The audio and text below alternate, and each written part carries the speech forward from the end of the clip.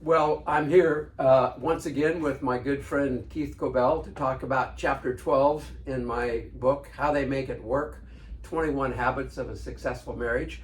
And today's topic, Keith, as you know, is they make it a habit to live life as if today were the last day with their spouse. When I was reading over that chapter, I remembered before I actually had the book published, asking a friend of mine to read over some of the chapters and give me some feedback. And his comments were really very good, and he was encouraging.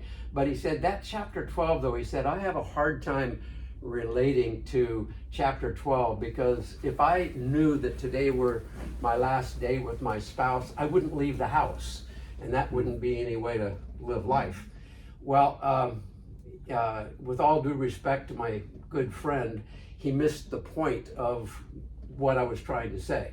And the point of the chapter is they live life in such a way that if anything happened today to end our relationship, I would have no regrets about happened on that last day. And that means they check their attitude, they check their tone of voice, they check the look in their eye when they are trying to convince their spouse of something. And they're always aware that even though very unlikely that this is our last day together, what if it were? And that really makes a difference when you have that kind of attitude in your everyday walk with your partner, with your spouse. Yeah, it makes me think of the last time I remember seeing my dad. So he was leaving for work, and I just remember I was sitting, I think, in the kitchen, and as he was leaving, he said, "Son, I love you." And then I never saw him again. And yes, he was incredibly impatient with me sometimes, and he had his imperfections, but that's what I'm left with, is that he loved me. And so for me, when the kids leave the house, or when Kara leaves the house, I make it a point to make sure that that's the last thing they hear from me. Yeah. Because of how valuable it is to me personally, and that I want them to remember that as the last thing. But that is far and above more important than am I spending as much time with them as possible. But it's what is the shape and what is the spirit of our relationship, or my relationship with you. I want it to be about love. And I want you to know that you are loved, regardless of whether you see me tomorrow or not.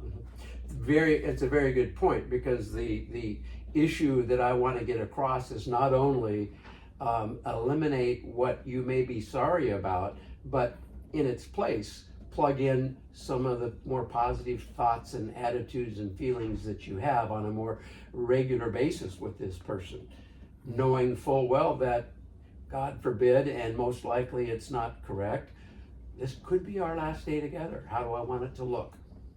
You know, I'm doing a lot of reading right now about transitioning from the first half of life to the second half of life. And part of that sort of transition, what happens in middle age, which is, well, now I am, is the perspective of your days are numbered. When you're young, you think you're invincible and you're going to live forever. But as you age, you realize that there's going to be an end date to this life. And so it helps change your perspective on how you spend your days.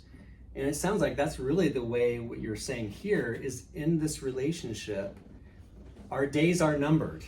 We don't know when that number is, but we know that it's going to end at some point. So maybe with the end in mind, what do we want this relationship to be? Yeah. We're pretty well assured that today is not our last, but we do know too that there will be a last day. And how do we act and behave and treat this person in such a way that we minimize regret? That's my main point in this chapter. Well, thank you, Ed. Treat each other as if today were your last. That's right. Not always easy to do, but important to do.